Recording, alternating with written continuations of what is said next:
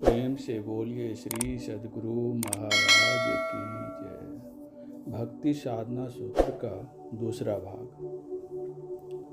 ध्यान में सांसारिक विचारों का होना ही सबसे बड़ी बाधा है। ऐसे में मन तथा सूरत का बहाव नीचे की ओर रहता है, जो आसन लगाकर बैठने पर भी ध्यान नहीं होने देता।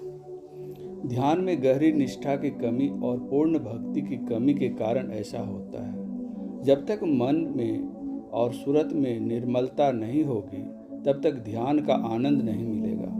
मन को निर्मल करने के लिए अपने चारों ओर ध्यान का वातावरण बनाएं। इसके लिए संत वाणी तथा संत साहित्य जो ध्यान संबंधी हो का पाठ कर अंतःकरण को निष्ठा एवं भक्ति से भर दें तथा अपने समस्त मानसिक विचारों को शांत करते हुए मन तथा सूरत को ऊर्ध्वगामी करने के लिए भ्रू मध्य में ध्यान को दृढ़तापूर्वक स्थिर कर दें।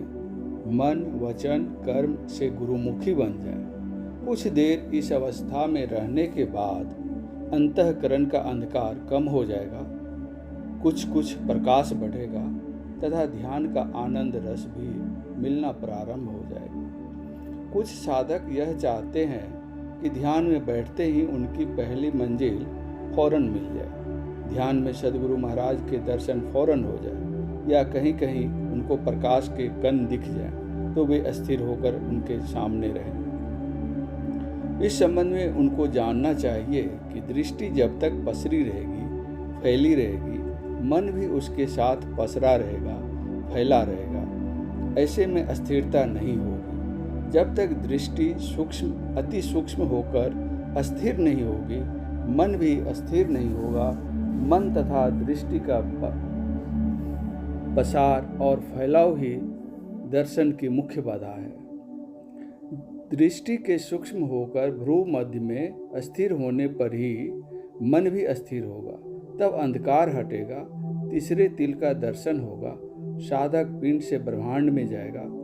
ध्यान में इन मंजिलों का अस्थिर रहना साधक की अपनी दृष्टि की अस्थिरता पर निर्भर करता है। ऐसे में सद्गुरु महाराज का दर्शन अनेक प्रकार के फूल, कमल आदि, नदी, पहाड़, चंद्रमा, तारे, सूर्य आदि अनेक प्रकार के दर्शन साधक को होते हैं। अनेक प्रकार के नाद उसके ध्यान को अपनी ओर खींचते हैं।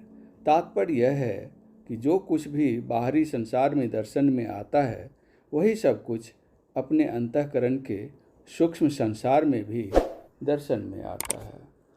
शेष अगले भाग में। श्री सद्गुरु महाराज की जय।